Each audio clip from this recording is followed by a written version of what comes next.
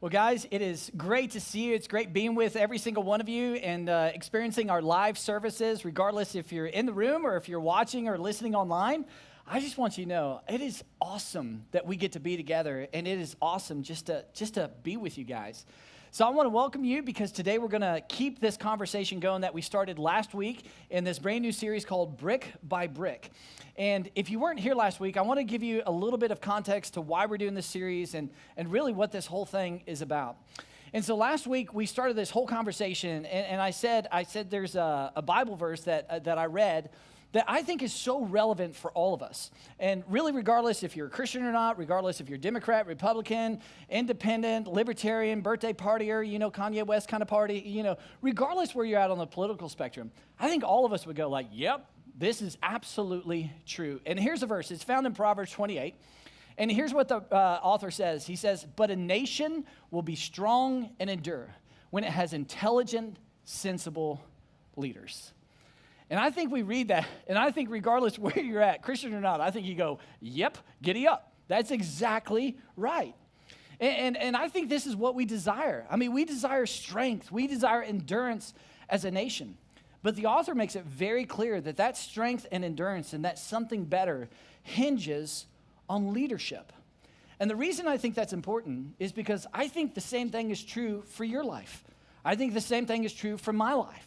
In fact, I think we could take Proverbs chapter 28 and we could kind of turn it into our own words, and we could say this, but a marriage will be strong and endure when it has intelligent, sensible leadership. Or you could say, but a faith will be strong and endure when it has intelligent, sensible leadership. Or you could say, but a career will be strong and endure when it has intelligent, sensible leadership. And we could keep going and going. I mean, we could say, but a family will be strong and endure.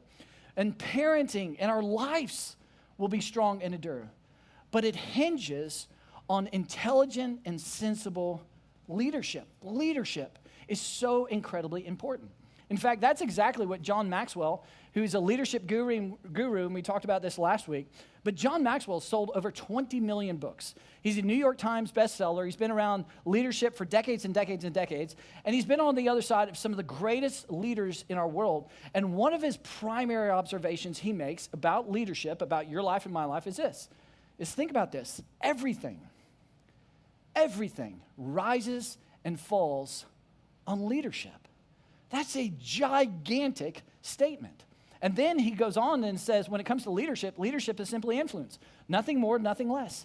And every single one of us in our lives, we have influence. You have influence with your son, with your daughter, with your wife, with your husband, boyfriend, girlfriend, on social media, with your friends at school, in your neighborhood, extended family. Every single one of us have influence. And here's the really good news, is that we can actually grow our influence. That's not something like fun to say or trying to make people feel good. Like, it's legit. The thing we can all do that's real is every single one of us can take a step and grow our influence. And if we grow our influence, as the proverb says, it leads to strength, it leads to endurance. So the question becomes, how do we grow influence? What does that even look like? How do we take a practical step into that? Well, guys, this is the whole series that we're doing, and this is the why behind the what. And so we're taking one brick at a time. And last week we took our first brick, and we said this brick of how to grow our influence is foundational. This brick gives us clarity behind the why, or gives us the why. This gives us clarity of what to say no to and what to say yes to. This gives us clarity and motivation to continue on when obstacles come our way. And so if you weren't here last week, what we talked about in this first brick, I want you to go online, and I want you to listen to what we said and how we described this first brick of growing our influence. Now, this week, I want us to talk about the second brick. And guys, this brick I'm really excited about. I was excited about last week, but I get excited every week. But this brick I'm excited about because this is the number one thing to grow your influence. I mean, this is the greatest catalyst. If you and I were to sit down and you're like, okay, Buck, I want to experience strength and endurance. I want to experience something better relationally, my career and my faith and so on. What's the number one thing I can do to grow my influence? Well, this is it. So what is it? What is it? Well, to get you thinking, or to get us all thinking, I want to bring your attention to the screen, and I want you to look at this guy right here. Now, this, you may think, that's Mel Gibson, but I don't want you to think that. I want you to think William Wallace. This is William Wallace from the movie Braveheart, and this is my all-time favorite movie. And I'm just out of curious, like, how many of you guys love Braveheart? Any Braveheart fans? Yes. There you go. So I'm not alone. So this is good. So the first time I watched Braveheart, I was in college. And I'm telling you, when I watched the movie, like I felt so inspired. I was like, man, I'm going to go take on the world. I'm going to go change the world. I mean, this is a guy of influence. It was such a cool movie. And in fact, the movie has had some impact on my personal life because there are 2 lines I say from the movie all the time in my family. And I'm going to share those with you, and I'm going to try my best Scottish accent. And I'm the guy who tries to do an accent, and you're like, that doesn't sound anything like it. So I'm preparing you for this. So just give me a lot of grace, right? But here's what I say from the movie, and I say this all the time to Jill. I look at her and I go, babe, I love you. Always have, always will. I had the always will part. Anyways, so that's my first attempt. There we go. Thank you. Who clapped? Just you and I are together. Yeah, thank you. So that's my first thing. The second thing I say to my family, and I'm probably like setting my children up for therapy in the future because I say this, but anytime they talk about like death and Dad, I'm scared, and oh my gosh, if I get eaten by a lion, and all this kind of stuff, anytime they talk anything around death, I look at them and I say a line from the movie, and this is verbatim. I look at them and I go, boys, every man dies, but not every man really lives. No claps for that one. Thank you, guys. No. So, like I said, that's a little bit like British and country mixed in together. Who knows what kind of accent that is?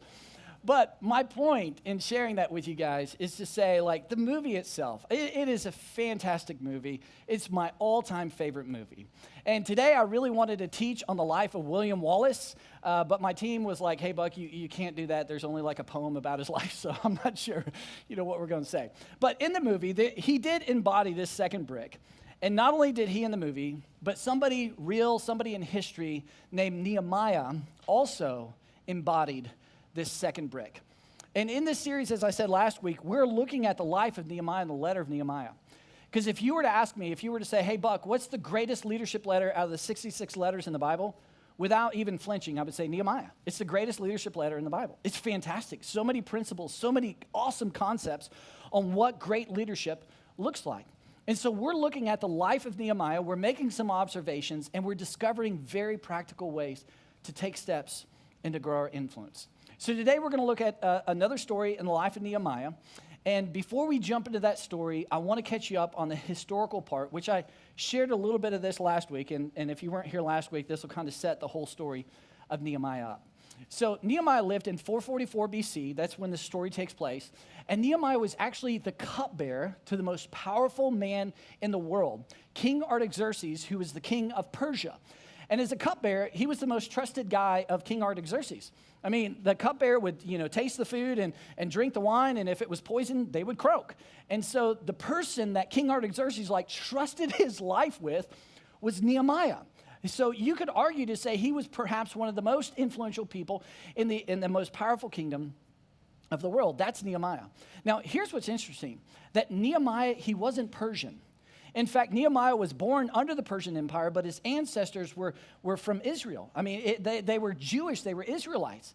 And so as a Jewish kind of Israelite, he grew in the Persian Empire to the point of being perhaps the second most powerful man in the most powerful empire in the world, which is wild to think about. And so that's Nehemiah. And one day, there was something that happened that broke Nehemiah's heart. And what broke his heart is he found out about the city of Jerusalem, which represented the nation of Israel, which represented, the God of Israel, and the people of Israel, who hadn't been a sovereign nation up until that point for about 300 years because they were conquered by, the Assyrians and the Babylonians and so on.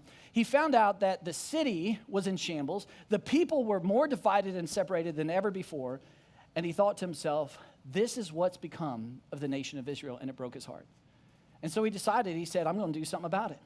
And so he went before King Artaxerxes, and he was sad.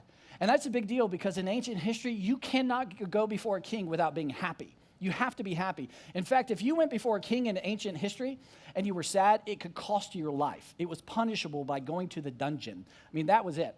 So he had never done this before. He goes before King Artaxerxes. He's sad. The king notices because he's never seen this before. The king says, what's up, Nehemiah? Nehemiah tells him, hey, my ancestors and my nation, it's in shambles and it's breaking my heart. And King Artaxerxes responds favorably and says, how can I help? And Nehemiah says, well, you can help by giving me some time, resources, supplies, people, and authority, because I want to go back to the city of Jerusalem. The city represents, God, the God of Israel and the nation of Israel. I want to rebuild the city, and I want to rebuild my nation. And rebuilding the city and the nation is no threat to the Persian Empire. It was massive.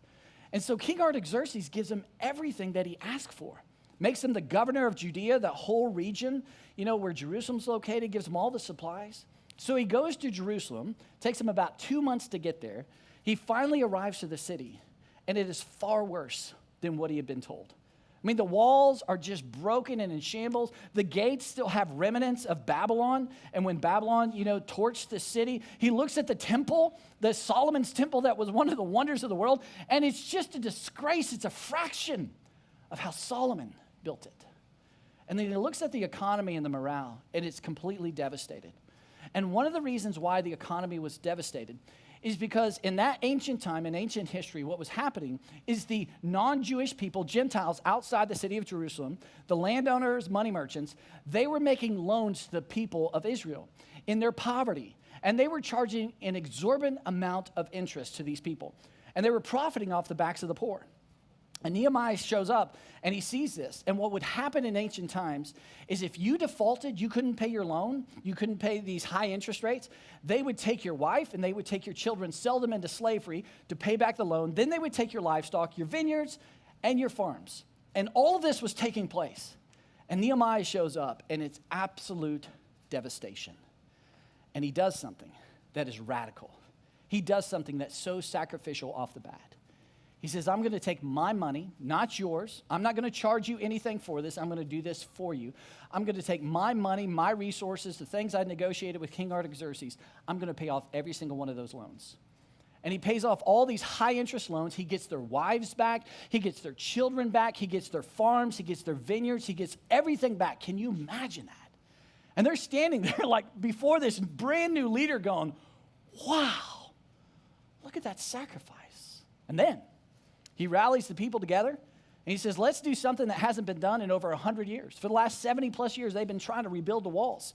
And walls in ancient history represented security, represented honor, represented strength, and allowed them to rebuild their economy. So first and foremost, let's rebuild these walls. And they didn't take 100 years. They took 52 days to rebuild the walls of Jerusalem. I mean, this guy, Nehemiah, remarkable, remarkable leader. And so fast forward a couple years, the walls are rebuilt, the economy's being rebuilt. People have their wives and their sons and daughters back. And so you would think times are good, like things are moving forward. But you would be wrong, perhaps, if you thought that, because there was something happening.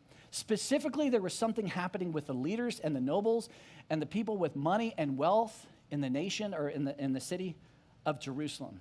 And here's where we pick up the story right there. Nehemiah chapter 5. He says, when I heard their outcry, the people, are giving Nehemiah feedback. They're saying, here's what's going on. When I heard their outcry and these charges of these nobles, I was very angry. So right off the bat, Nehemiah's ticked. I mean, he is hot about something. So you're like, Nehemiah, what are you so ticked about? What did you hear about the nobles? And we learn. Here's what he heard. You nobles, you leaders, Israelite men, you guys, you are charging your own people interest. And we read that in first hearing, we're like, what's the big deal? This is a big deal. Because what Nehemiah knows is that their Bible, if you will, for that Jewish community was called the Torah. And the Torah, it was illegal. It was against the law of God to charge your own people interest on these loans. And they were breaking that law. And they were repeating what the Gentiles had done years earlier. That Nehemiah had spent all of his hard-earned money and all of this sacrifice to repay, or pay off all these loans. Now they're repeating these issues.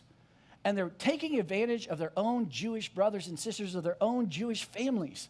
And they're profiting off the backs of the poor. And he's sitting there going, how dare you? What are you guys doing?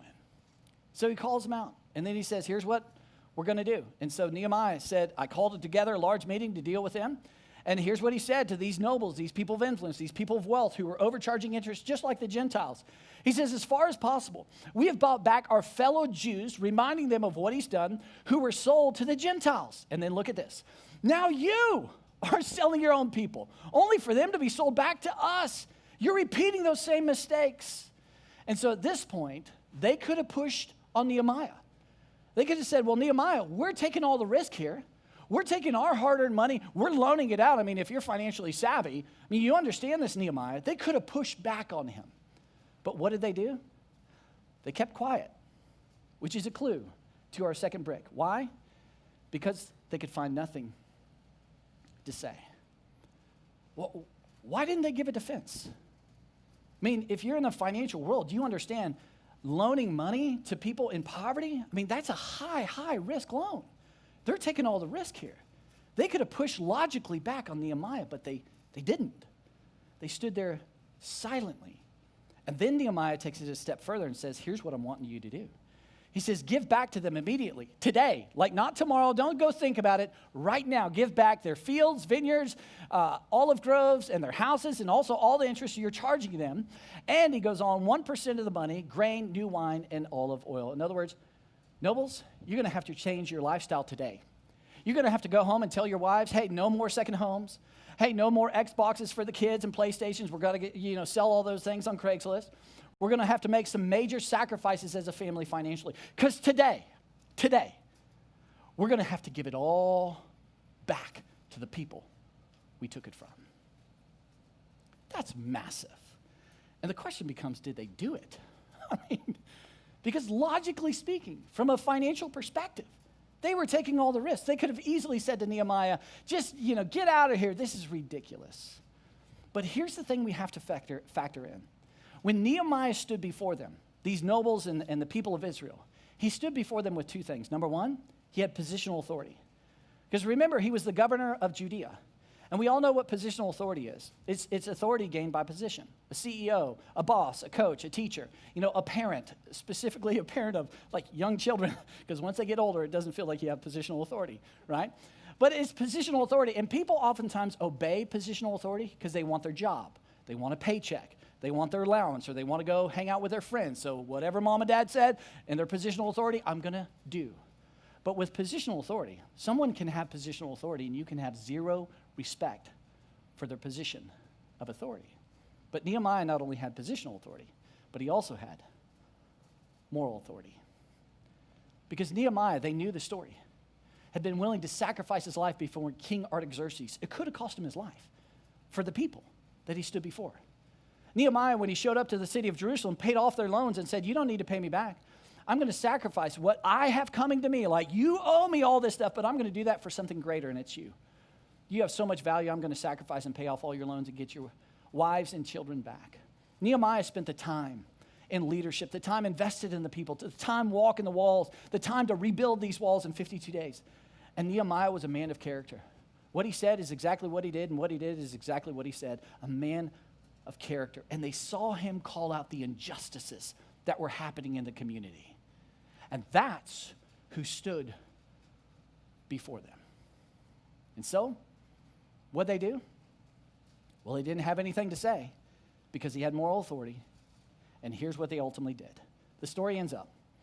And they said, we will give it back, they said, and we will not demand anything more from them. Nehemiah, we will do as you say.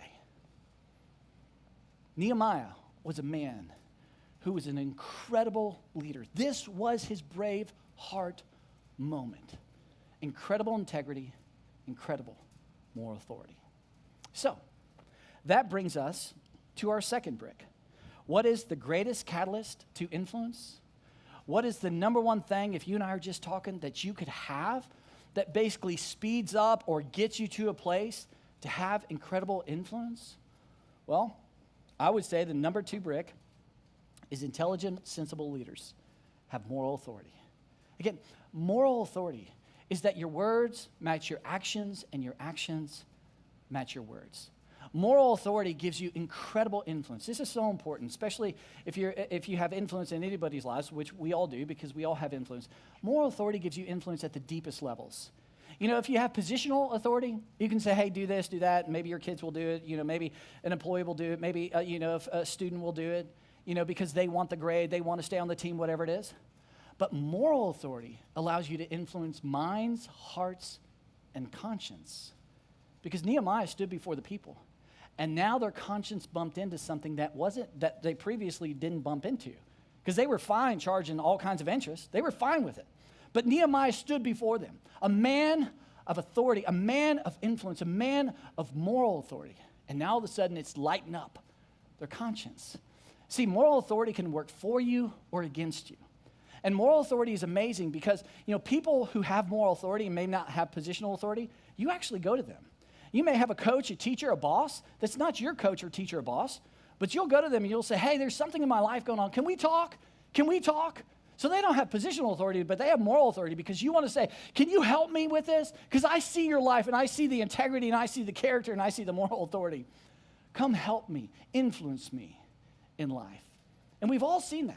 We've all seen, again, a boss, a teacher, a coach who has this incredible moral authority and positional authority. They have great influence on your life. And we've all seen a coach, a teacher, a boss without moral authority.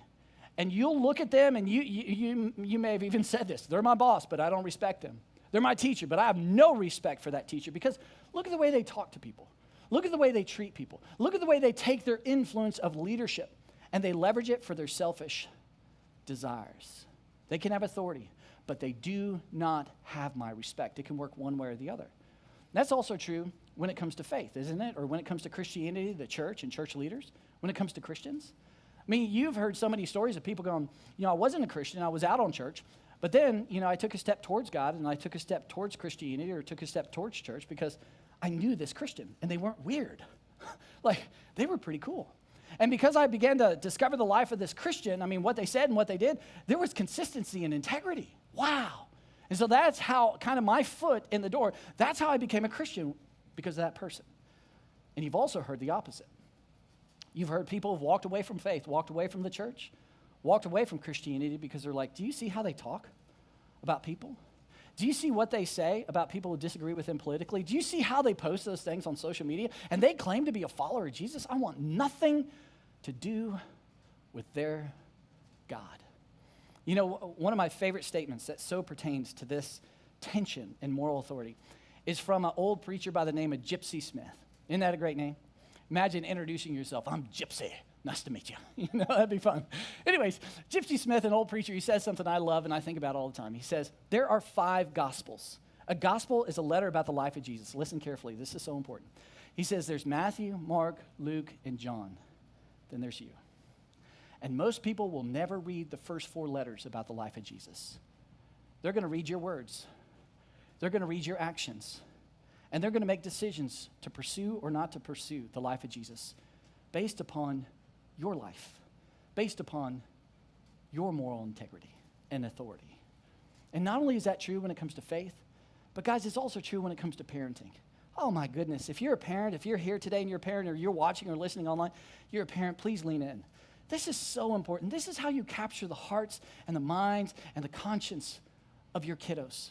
Because we can parent with positional authority between ages 0 to 12, size and position. I got size, you're going to do what I say because I'm your parent, I'm your mom, I'm your dad. And as soon as legit, if they're teenagers and you say, you better do what I say because I'm your mom, I'm your dad, at that point, you've lost moral authority. You see, capturing the hearts of our sons and daughters, man, it requires moral authority. And you've all seen this and you've heard the stories. You've heard the stories of, man, I grew up in a home where my dad or my mom, they went to church. God bless everybody. They read the Bible, they prayed. But then I saw the way my mom talked to my dad or my dad talked to my mom. Or then I saw the way they talked about people in our extended family. Then I saw the way they talked about people who disagreed with them politically or maybe on a social issue. And I was like, yeah, that's my mom, that's my dad. But honestly, I don't have a lot of respect. And they don't have a lot of influence in my life because of moral authority. But the opposite is also true. Several years ago, a buddy of mine, a pastor here locally, his youngest son, he was telling me the story, his youngest son was an agnostic. And so he was telling me, just imagine being a pastor and your youngest son is an agnostic. It's just tough. So we were talking about that, and we were, he was giving me the details and all this. And then I talked to one of his friends, one of his son's friends, and his son's friend told me this. He said, the reason why his youngest son is not an atheist, he wants to be an atheist, to say, hey, there's no God, there's nothing, but he's an agnostic to say, hey, there's got to be something. There's got to be something. The only reason he's an agnostic and not an atheist is because of his father. because he's listened to his father on Sundays preach these messages, and he watched him in the home behind closed doors, and there was consistency. He listened to his father talk about marriage, and he saw the way his dad talked to his mom. He listened to his father talk about people outside the faith and outside the church, and he watched his dad love unconditionally people outside the faith and outside the church. And his youngest son says, man, I want to be an atheist, but the only reason I'm agnostic is because I cannot deny the faith of my father. My father has moral authority. You see, if you're a parent, this is a big, big deal. And honestly, it's a big deal for all of us. Because at the end of the day, the greatest thing to grow your influence is moral authority. So the question becomes, how do we get it? As we wrap up, if you and I are just talking, you're like, okay, great. But how do I begin to grow in that? Like, how can I get more moral authority in my life? And I would say 3 specific words. Number 1, character. Character. Now, character, a general statement of character. Character is a willingness to do what's hard, to do the right thing regardless of the cost. And that's character. I'm going to do the right thing, but it could cost me my reputation. It could cost me a position at my company. It could cost me a little bit of finances. But I'm going to do the right thing regardless of the cost. That's character. Now listen carefully. If you are a follower of Jesus, here's how I would describe character. I would define it this way. Doing what love requires of you regardless of the cost. Doing what love requires of you regardless of the cost. Now, this is so important. You see, Jesus gave one command. Jesus gave one command when he said, a new command I give you. And he says, love one another as I have loved you. And again, if you're a follower of Jesus and you and I were just sitting down and you were like, Buck, there's kind of this lackluster, there's a little bit of apathy around Christianity, I would look at you and I'd say, if you want to experience the real adventure of Christianity, if you want to take some risk and really trust God like there's no tomorrow, then just keep this one command. Do what love requires of you. And the standard of that is the life of Jesus Christ. And adventure is on the other side of that decision. I'm telling you, character, doing what love requires of you, regardless of the cost. Do you know what love requires of us and what will build our character? It's to say 3 words that I particularly don't like saying. I am sorry. See, what's important to know, moral authority is not perfection. Moral authority is a humility to say, I'm broken. Man, I'm sorry for that. There was an inconsistency between what I said and what I did. I'm going to own that right away. And the operative word in that is owning. Owning. I'm just telling you, when you've been on the other side of somebody who owns their piece of the pie, in other words, there's a tension, there's a gap relationally, there's a gap in your marriage, there's a gap with whatever, but that person doesn't play the blame game. They don't go, well, if you would, if she would, if they would. They don't keep a list like, hey, here's what I do, here's what you, they're done with that.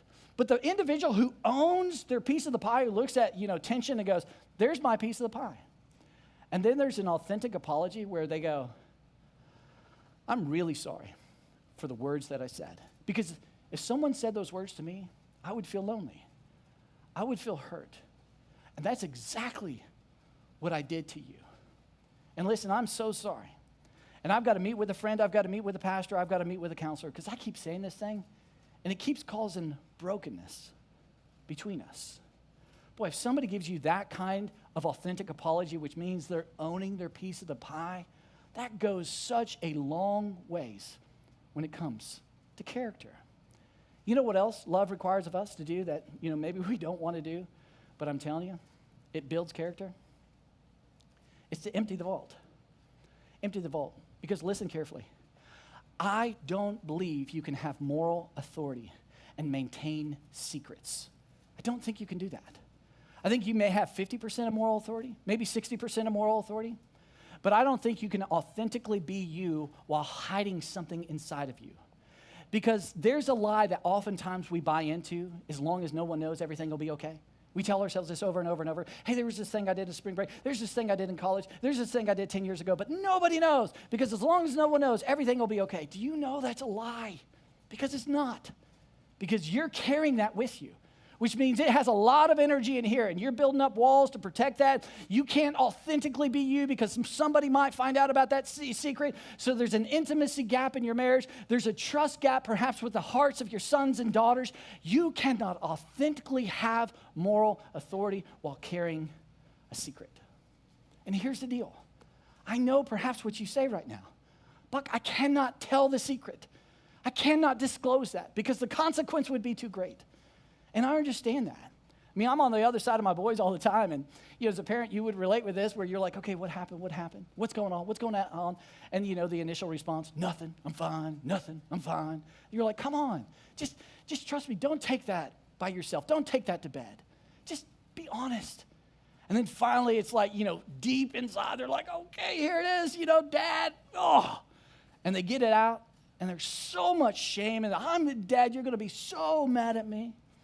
And when I see my sons do that, one of the first things I try to say is, I'm so glad you told me. And I respect you now more in this moment than before, because I know how hard it is to get that out. And you're my son. And I remind them of who they are. Guys, I get the fear of emptying the vault, of disclosing the secret, maybe to a counselor, maybe to a pastor, maybe to a mentor or a trusted friend. But I would suggest there's a greater fear. And I think the greater fear of the immediate consequence, I think there's a greater fear of not experiencing intimacy in your marriage, not experiencing what Jesus talks about, this oneness that you can experience in your marriage because you're carrying around something in your vault.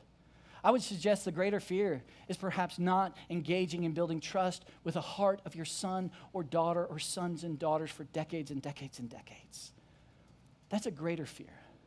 And I think maybe the short-term instability that's created because of disclosing this will create a long-term intimacy that you desire in your life. And when we do it, and we get on the other side of a counselor, somebody trusted me, we're like, here it is, can you help me walk through this? I'm telling you, it's a giant step towards character, which is a giant step towards moral authority. The last two, and I'll go through these quick. Not only is character, but sacrifice. Sacrifice is saying, I'm willing to give up what somebody owes me for something greater than me. That's important to hear. I'm willing to give up something that someone owes me or that I deserve for something greater than me. I'm willing to give up some time. This week I worked hard. I've got time on the weekend, right? I deserve that time, but I'm willing to give that up because God called me to something greater. Because there's something beyond me that I'm going to serve as a small group leader. I'm going to serve in guest services. I'm going to go serve the community and be for Austin. Because Jesus said, I didn't come to serve, but I came to give my life as a ransom for many. I came to serve, not to be served. That's greater than me. See, it's a sacrifice to give of your time. Same thing is true with money. I mean, you worked hard. You used the talents God's given you. You've been responsible. You got money coming your way. You're owed money, right? And it's a sacrifice to give. But to give is motivated when Jesus says things like this, do not store for yourself up treasure on earth, but store for yourself treasure in heaven. Like, trust me. Trust me. And when we look to something beyond ourselves to make disciples, to advance the kingdom of God and go, hey, I'm going to go ahead and sacrifice. I mean, that's a big deal. And do you know what else is sacrifice? Forgiveness. Forgiveness. I'm telling you, forgiveness, when you get to the end of forgiveness, what you discover as you walk through the process of forgiveness, you discover they owe you something. That's what forgiveness is all about. He did something. She did something. They owe me something. And then what you discover at the end of forgiveness is they can't pay the debt. You can't go back to when you were 10 years old. You can't go back to 10 years ago, 5 years ago, 5 days ago. They can't fully repay the debt, which means you're going to have to cancel the debt. They owe you, but you're going to have to give them something that they owe you. You're going to have to give them forgiveness. And that's got to come from outside of you, to do what God has done for you and to forgive as the Lord forgave you, and is to ultimately come to the conclusion, you don't owe me. And then the key to know you've forgiven is to turn the lights off, to lock the door, to throw away the key, and don't you dare bring it up again, or you need to go back to forgiveness. That's a sacrifice, but it frees you. And when you forgive, it's a giant step towards moral authority. Last of all, time. And if I could push a button, I would for all of us to speed this up, to gain moral authority because it just leads to influence. But the reality is this is going to take time. It's small deposits of character. It's small deposits of sacrifice over time that leads to moral authority. So guys, this is what Nehemiah had. Nehemiah had moral authority. And when we step into this, it's the greatest catalyst for us to experience moral authority. And when we step in and have moral authority, intelligent, sensible leadership, it gives us strength, it gives us endurance in our marriages, with our relationships with our kids, with our friends, in dating relationships, with our career. It strengthens our faith. And listen, you may hear that and you may go, well, that's preacher talk, Buck. That's just cute stuff to say. That's just trying to motivate me to do something better or whatever, but you don't know the story. And you're right. I don't know the story, but here's what I do know. That's not cute preacher talk. Guys, this is real. You can really experience something different in your life. You can take a giant step into the adventure of life. The things that your heart, your soul longs for, it's possible. It really is possible for all of us to do that. But it is going to require something of us. And what it's going to require of us is to take a step into moral authority. Let me pray for us. Father, thank you so much for this moment that we can have these kind of discussions, to talk about things that are so incredibly important, to laugh about some goofy things, and also to hear some things that ultimately allow us to take a step and experience what you have for us. God, I understand the complexities of a discussion like this and that we're all at different spaces in different places. So, Father, would you meet all of us this day and this week and help us take a step into your plans and experience strength and endurance. I trust you with that in Jesus' name. Amen. Guys, thanks again for being here. I'll see you next week.